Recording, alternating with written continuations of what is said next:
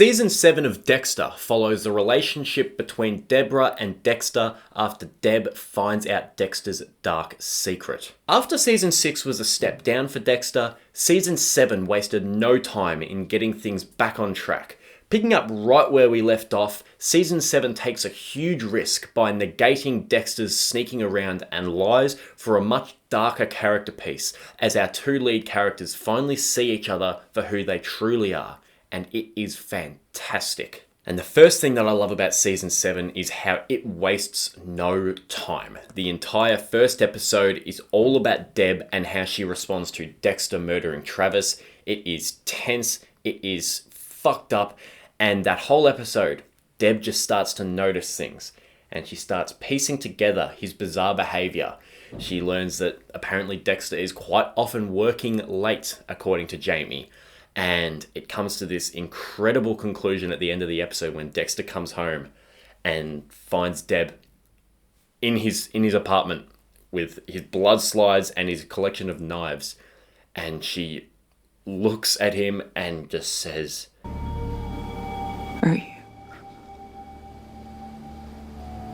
Are you a serial killer? Yes.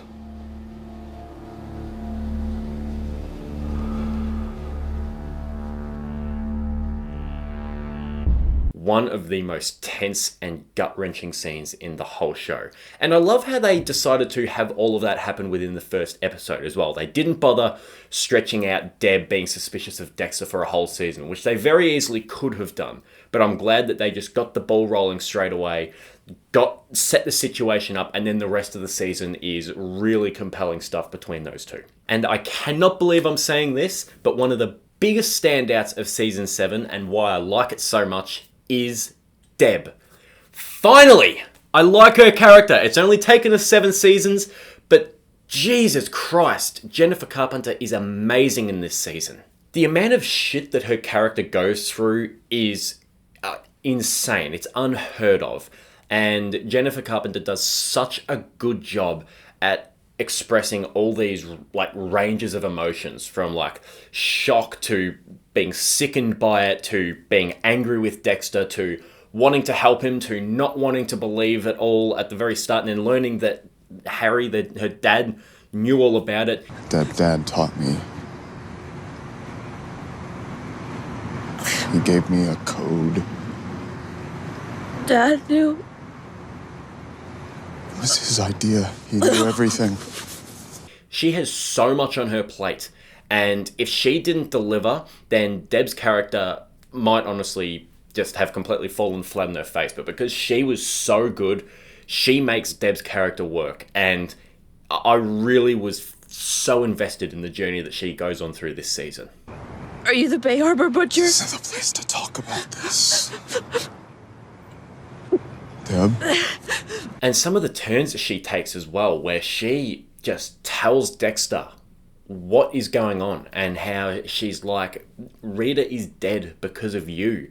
And all of these horrible things that are fucked up, but they're true, before she's eventually just taken over by the love of her brother, and she starts to understand him, and even takes a real dark turn and starts to tell him that he's doing the right thing. All throughout this season, Deb's values are seriously challenged, and she chooses to keep the one essential relationship in her life instead of doing the right thing as Lieutenant of Homicide. And again, back with the performance. Her acting is so good that it actually made me buy the Deb being in love with Dexter plotline. That's why I was sort of mixed on it in Season 6, but in Season 7, it works, because you just realise how fucked up Deb is in the head. So she goes from this completely unlikable human being for the first 6 seasons, and then it just kind of hits you here where you're just like, or at least for me, I know a lot of people like Deb, but it was here in the episode Argentina when she confesses to Dexter that she's actually in love with him. And you just realize how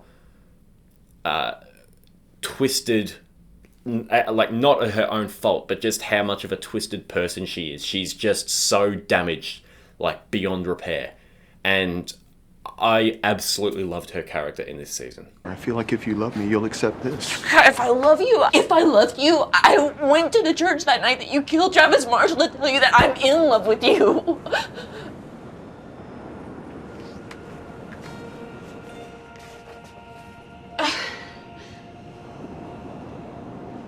You're in love with me? Oh my God. And alongside that, Dexter, again, is brilliant. As always, Michael C. Hall is incredible. He has this really interesting face that he does where when Deb's like, freaking out and asks him if he's the Bay Harbor Butcher and if he framed Dokes and all that, he's like, yeah, I am. And he's got this face where he looks angry, but he looks more angry at himself for not being able to understand why Deb is so hurt. He sees Deb so hurt and upset by the truth about him, but he can't feel it. So he almost looks angry at himself for not being able to feel it. It's such a layered performance that I love so much. He's still as hilarious as ever. There are some amazing parts in this season where he just literally just made me burst into laughter.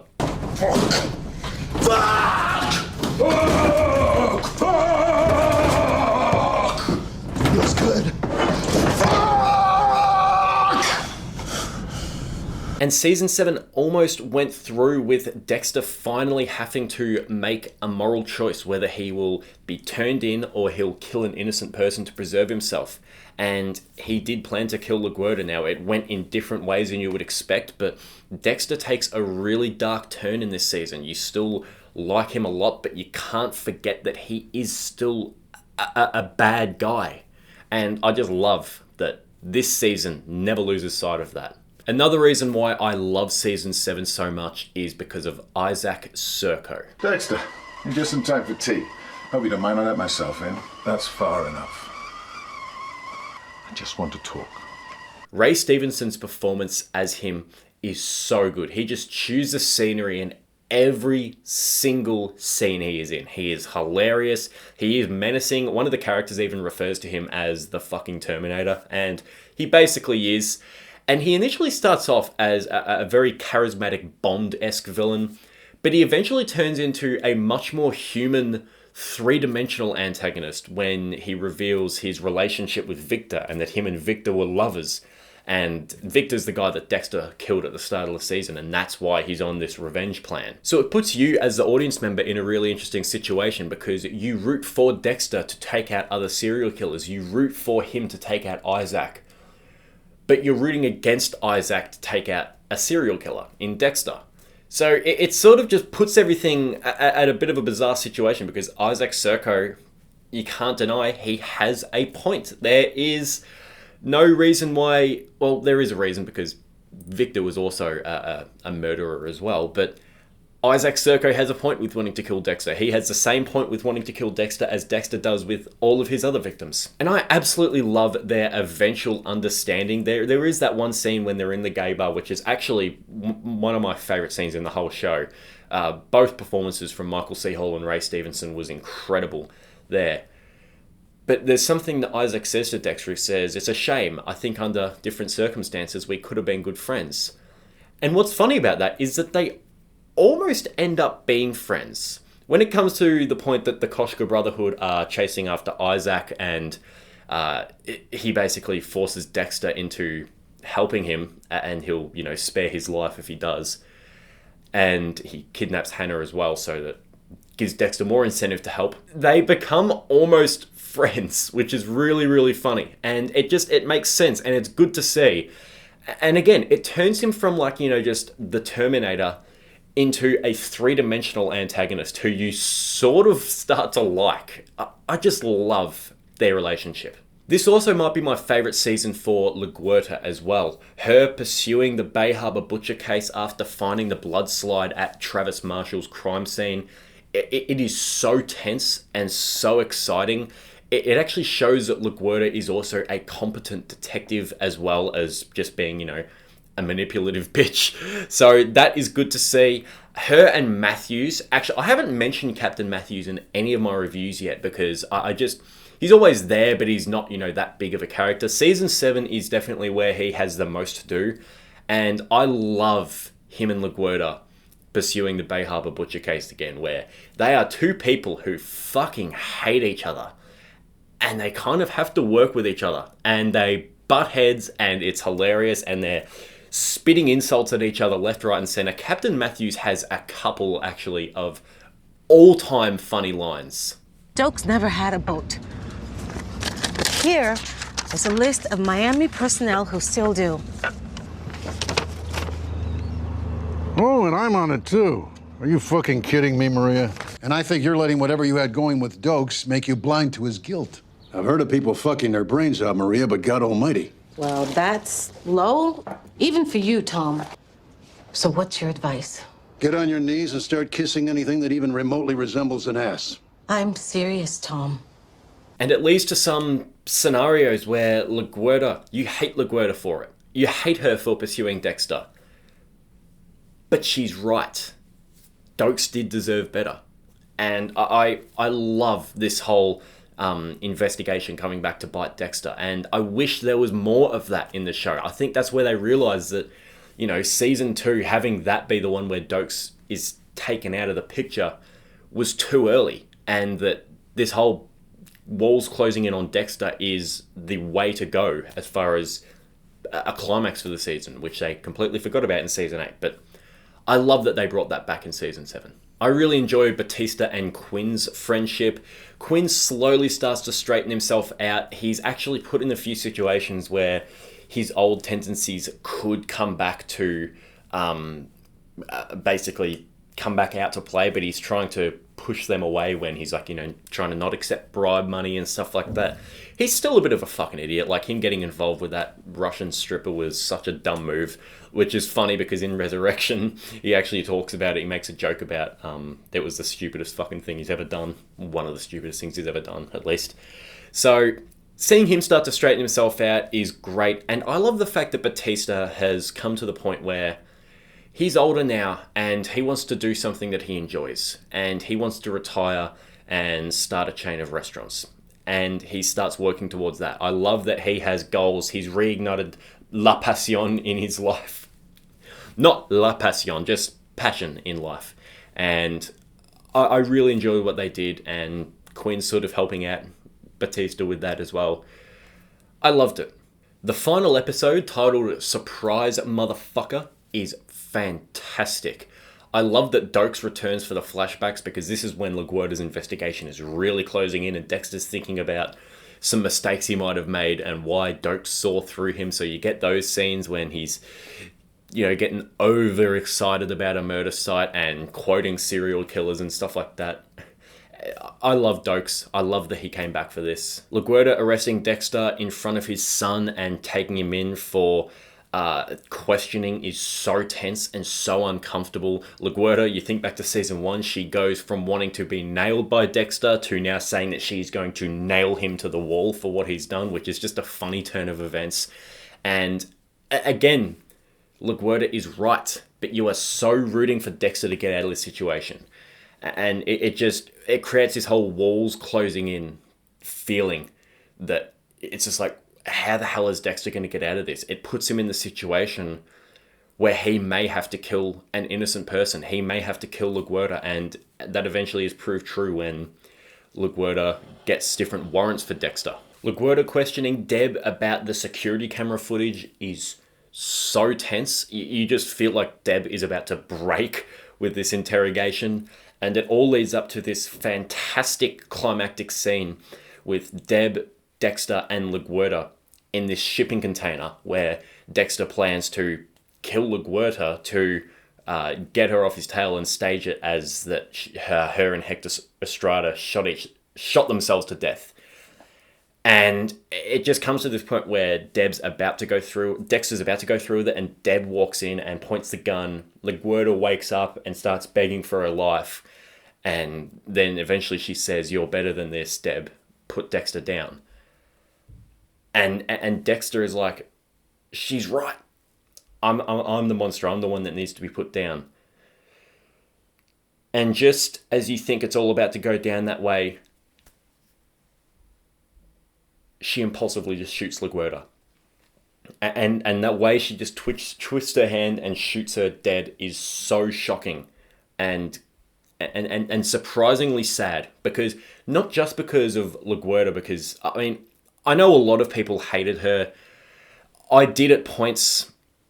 She went up and down, very up and down, but by this stage of the show, I gained a bit of sympathy for her and realized that she wasn't always so bad, and especially how she gets fleshed out more in Original Sin.